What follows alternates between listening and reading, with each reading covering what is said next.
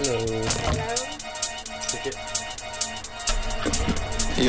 Ladies and gentlemen, we're headed to Narva, Estonia today. And I don't know how it's gonna go because there's a bus transition. I gotta take the train for like 2 hours, hit a bus after that, hit another bus or something, and then hit a train to Narva. I don't know exactly, but we're gonna figure out how to get there. So let's go on this journey together, ladies and gentlemen.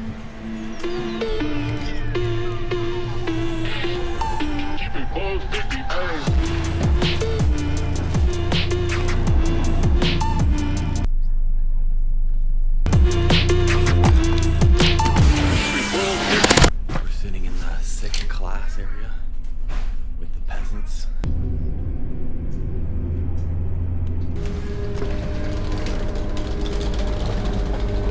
We've arrived at Narva, right on the border of Russia. It's a pretty ancient city. The city was flattened technically in World War II when the Soviets came in, and they bombed it up pretty good. But as you can see, it's a super small town. There's the train station right there, very Soviet-looking train station. There's a little church over there, yonder in the background. But I'll take a taxi real quick and let's get to the hotel real quick and drop my crap off. Inger Hotel? Inger Hotel? Yes, okay. yes. It's okay? 5 euros. Are you Estonia? Estonia. Yes. You speak Russian? Russia. Yeah, you Russia. Yeah, yeah. Narva, in Narva,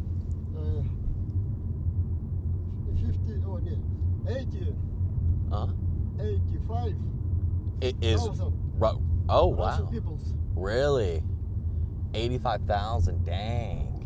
Bye bye. Have a good one. Bye bye. Okay. Well, now we're at the Inger. All right, let's go get checked in real quick. Let's see if they can check me in earlier in my room. Do many people speak English here? Or no? In town? Yeah. No. Not much. Google Translate? Yeah. Gotcha. It smells like toilet cleaning products in here. I'm not gonna lie to you. Maybe a little bit of bleach, but this will work. This will work. Let's do. What does the crapper look like? Oh. Is there a light in here? No, no lights. Just crap one out in the dark. Oh, nice. Okay. Yeah. Okay. That's not bad. For $50 a night, I think this is pretty decent. What does the view look like? Show me Narva, baby. Let me get that beautiful Narva view. Oh, look at that. Got some Russians right there, probably chilling. So the dude said 80,000 Russians. I think he was trying to say 80% Russians, because that's what I Googled. It's 80% Russian. I don't think 80,000 people even live here. So, yeah, 80% Russian here. Google told me it's close to like 95%, but he says 80, so I probably trust the local. Ladies and gentlemen, today we are at the dividing line of the modern world, where the Western world butts right up against the Eastern world. I'm talking the European Union and the Russians. You literally cannot get further east, close to Russia, than I am right now in this city. This city's been fought over by the Danes, the Swedes, the Germans, and of course the Russians during World War II, most recently. Welcome everybody to Narva, Estonia. So right now we're standing in the heart of Narva, right? This is the town hall, which was built in 1671 by a fellow named King Charles XI of Sweden. Back then, and up until somewhat recently as well, this was a key city for the Swedish Empire. It was booming in trade because it's close to Russia and also connecting into Europe and all that you can imagine. So they had a stock exchange here. They had Swedish noble houses for important Swedish merchants. They had a pharmacy right here. It was kind of a booming little town. But then unfortunately World War II happened. And in the name of conquest, in the name of the Russians taking over this city in the Soviet Union, which it did, they bombed over 80% of this city. A lot of it was never rebuilt. And they bombed it all, by the way, in less than 2 days. And unfortunately, they never rebuilt Narva to what it was like beforehand. So essentially, we're standing in a relic of what was 400 years ago, after the Soviet Union came into shadow and everything. Are you nice and depressed yet? Good. Me too. Now let's go cure that depression together, and we're gonna go explore the city a little bit and figure out what survived the war.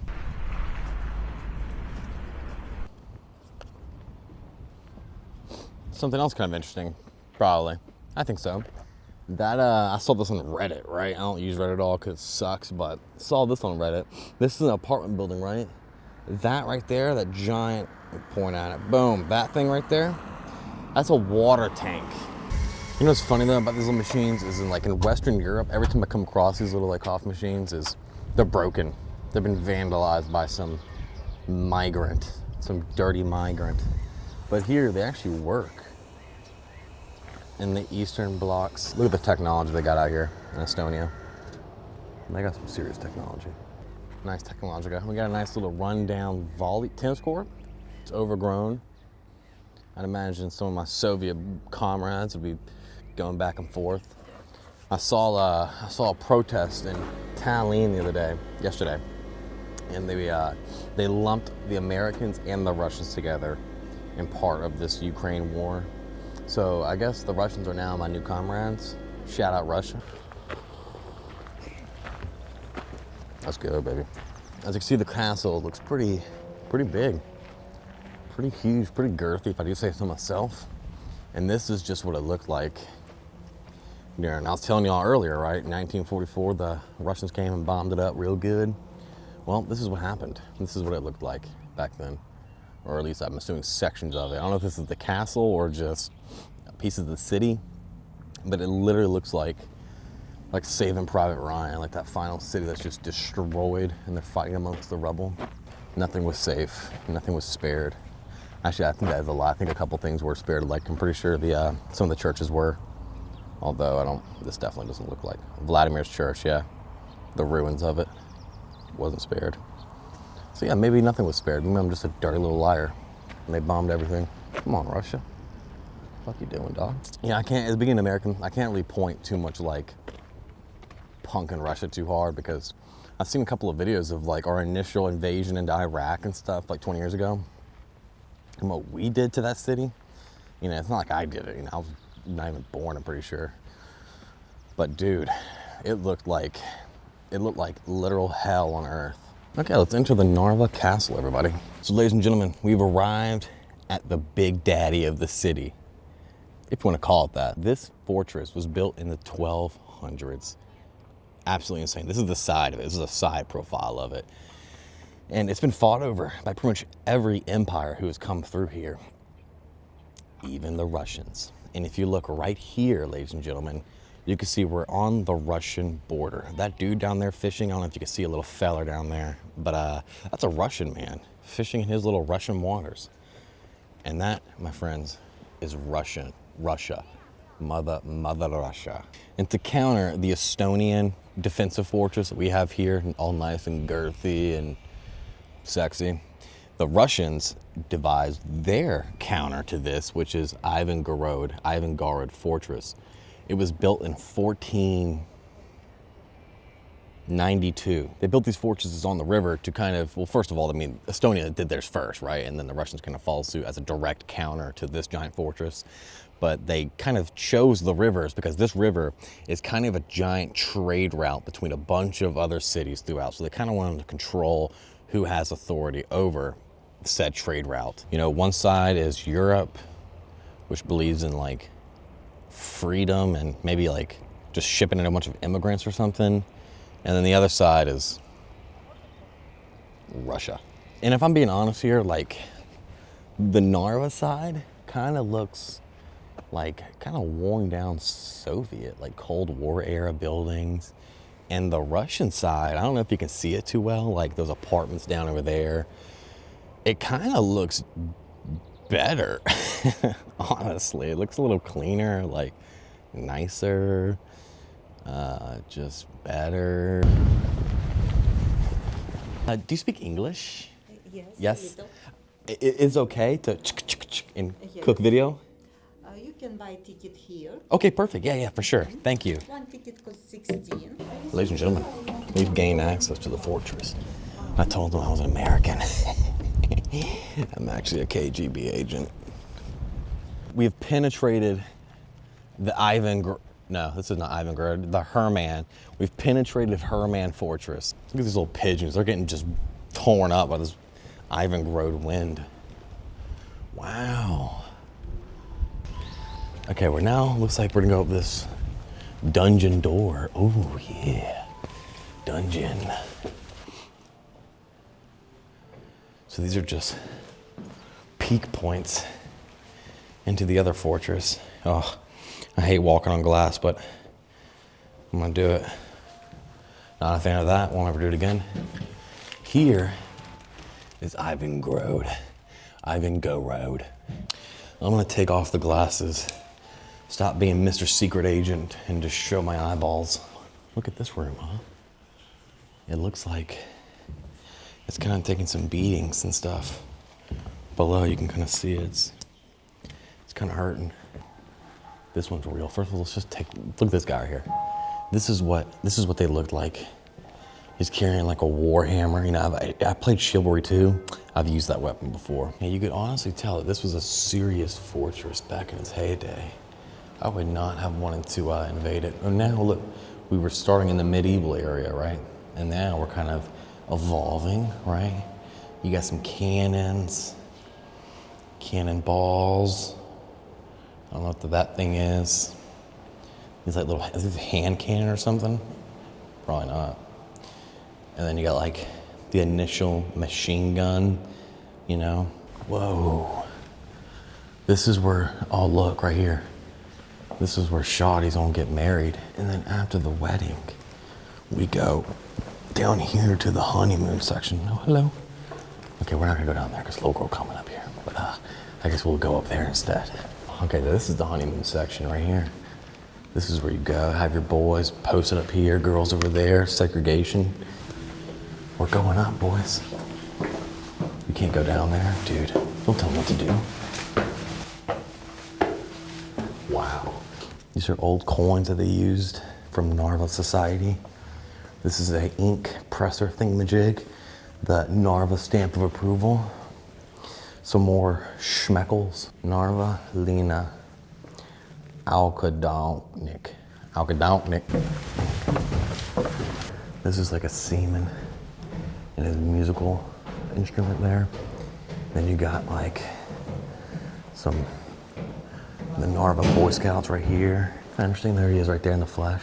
Or Narva Boy Scout, Estonian scouting. It says the Scouts are friendly children. They read and draw, play and sing and enjoy life together. They're pioneers. A pioneer is loyal to the motherland, the party, and communism. Whoa, here we go.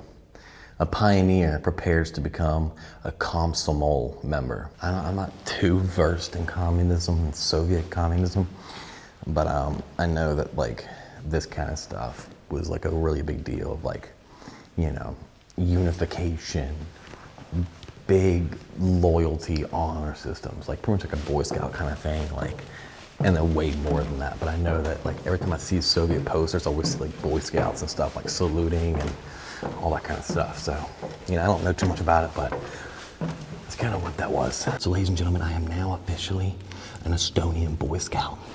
I think I might hear some ally soldiers walking past. So let's go check it out real quick. Where are they? No?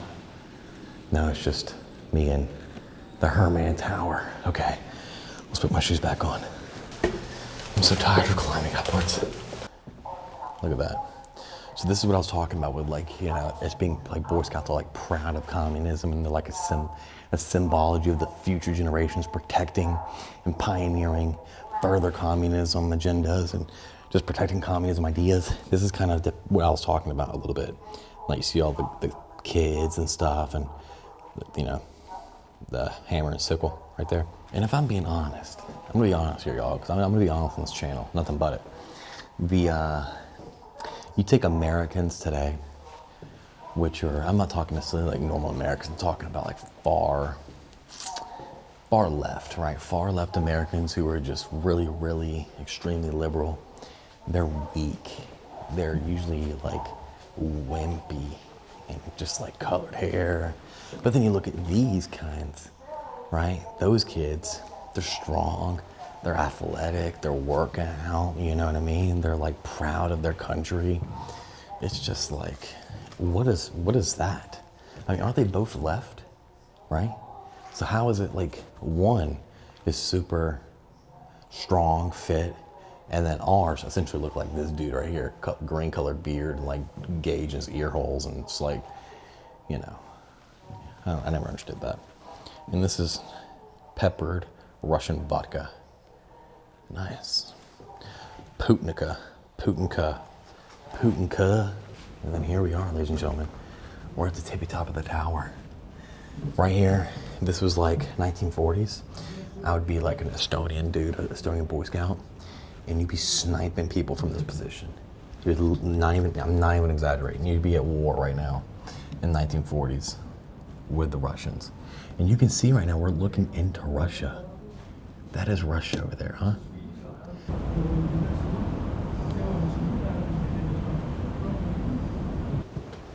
This little highway right here, I don't know if you can see it too well because the glass is kind of contorting the views, but that is a highway connecting Ivangorod, I guess now Narva, but it connects Narva, and it's a 128-kilometer highway that goes straight to St. Petersburg, Russia, which is a ginormous, it's like the second biggest city in Russia behind Moscow, I'm pretty sure. This is the Narva, this is Europe. This is where Europe collides into Asia. Minu lapsepõlv oli purustatud Narvas.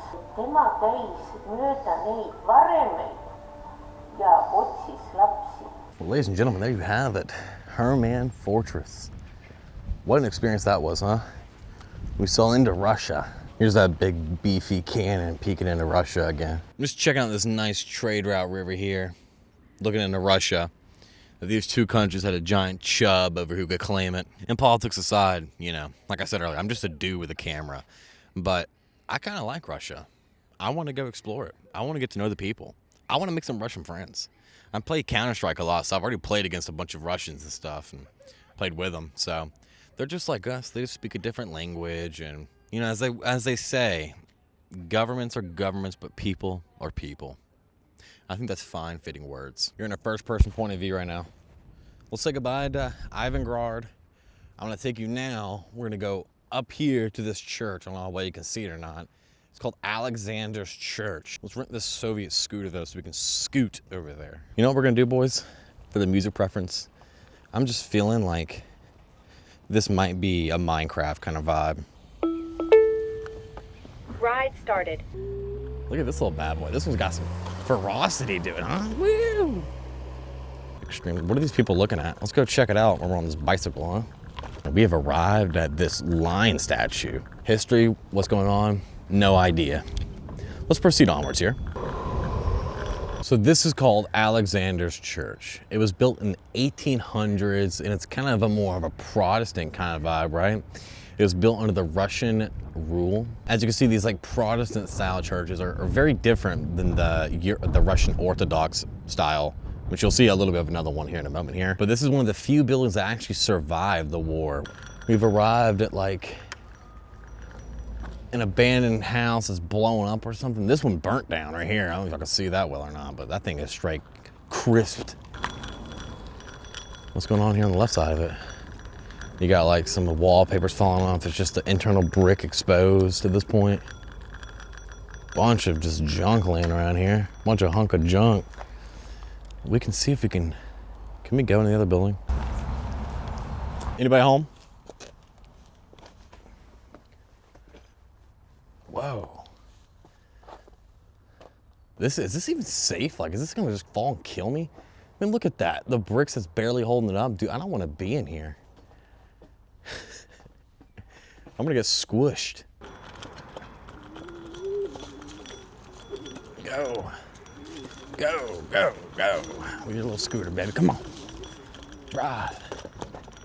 Where are we at now, ladies and gentlemen?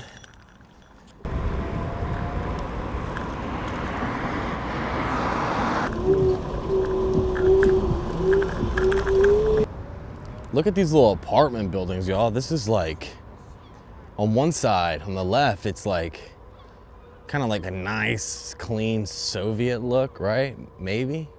And on the right, it's like brick hell. So yeah, ladies and gentlemen, this is the textile factory that belonged to the Soviet Union. As you can see, it kind of has like an English kind of vibe, right? Or maybe like a Netherlands, like whatever country this brick things use. Anyways, this employed 10,000 Russian Soviet Union laborers. It was responsible for producing like helmets and just like some gear, you know, some clothes, basic essentials and stuff like that for the Red Army. And, you know, as of now, it's closed down. As you can see, it looks abandoned as hell. But they do tours and stuff here of it. But, you know, I came here in April and it's not open during April. It's open like May, I think it is, or something. I don't even really know. But I don't know on camera how good it looks, but it's honestly humongous, bruh. Like, and there's 2 of the buildings here. And I miss you. We've stumbled upon the World War II Memorial. Enough of my meme singing. This is kind of the reality of what happened to the city. Like a lot of these people, and this is not even the full list of names either, that have passed away during the World War II when the Soviet Union was, you know, just going hard in the paint. Pretty sure the Germans were coming here as well, going as well hard in the paint. And it's still decorated today with the flowers and stuff. A lot of the older generation here remembers this and somewhat lived through it, you know, which is insane. We're about to lose. It's kind of weird to think about that we're about to lose. Like there's people alive who were still in this generation, especially here in the city. It's a lot of boomers and stuff here. But we're about to lose that part of history. Like we will never be able to talk to people who've touched this era, you know, this Soviet era, this World War II era. It's kind of sad to think about. It's within a decade, it'll all be just a memory and something you study in history books. Da-na-na-na-na-na. Look what we've stumbled upon now. What are we doing here? What is this? Let's just bring our bike up in here, I guess. Wow. Wow, CCTV everywhere. There's a Russian woman with big old tatas and a penis above her. Slavery. Maybe somebody who's Estonian in the comments could like write down what the hell that was. We can get to the bottom of it. Can I go down here? Or am I gonna get thrown in Russian jail? I'm kind of scared. I'm going though. Here we are, ladies and gentlemen. Oh shit. Oh. Act like nothing happened. Act like you just didn't eat shit. I didn't have time to stop and I kind of hurt my toe. I hurt my toe. Fuck. We have arrived. This church is called Jesus Resurrection. This was built in 1896 and it's one of the biggest symbols of the Russian community living here in Narva today. As you know, as I told you probably earlier in the video, it says on Google, 95% of the community here is Russian and/or Russian speaking. It's okay. Good video in. The mic close to my mouth, so I'm not like screaming. Whoa, this smells like old people in here. I just got trapped in here. Do y'all hear that?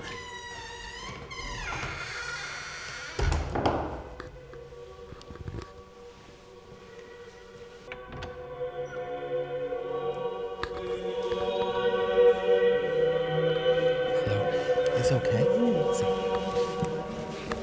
Thank you.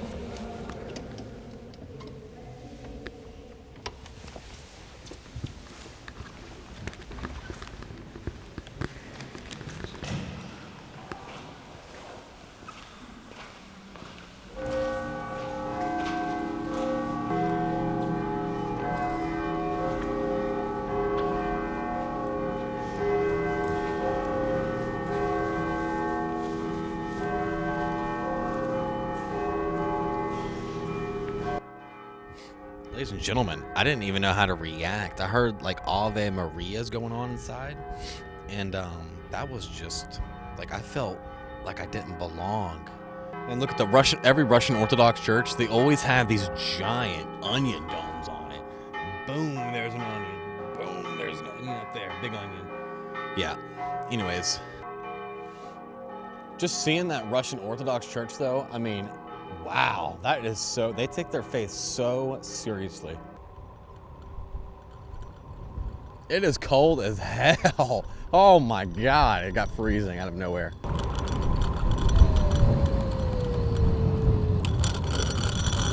Here we are, we got another little church here. I have no idea when this was created or what. But yeah, let's just go look at it.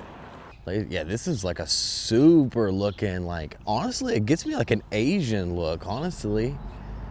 Like a China look, I'm not gonna lie. But that's what I'm saying, all Russian Orthodox churches, they always have this, this onion dome. I don't know what is up with them in the onion domes, but this is really pretty. I saw on Google reviews that they weren't too friendly in this one. Some dude was like, it kind of kicked me out. Look at this, think of like a Rasputin kind of character here. Yeah, this gives me such a DayZ vibe. I'm not gonna lie to you, back in like 2015, whenever I play that game a lot. There's a mall we can go to. We can go look at the mall. This Estonian/Russian mall. Here we are, ladies and gentlemen. We're inside of a Estonian mall. Never been inside of a Estonian Russian mall. It's kind of big, huh? It's very big. Oh, this is what I look like after a whole day of just cruising on that damn thingamajig. Oh, what do we got on the TV? On the Russian TV. Let's check it out, huh?